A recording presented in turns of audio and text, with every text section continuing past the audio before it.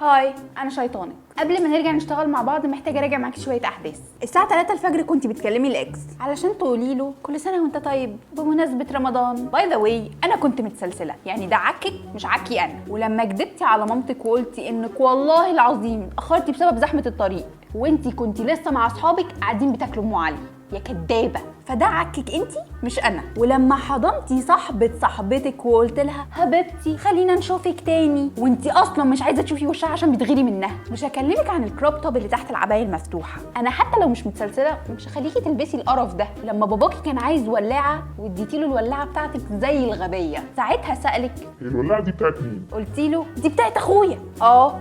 كنت انا برضو لسه متسلسله وده عكك مش عكي. ومن شويه لزوم الوقفه والعيد رحتي سرقتي من باباكي سيجارتين، وعايزه اقول لك ان باباكي هيعرف وهينفخك. ساعتها هتقولي له اسفه يا بابا دي كانت ساعه شيطان. وحياة خالتك اوكي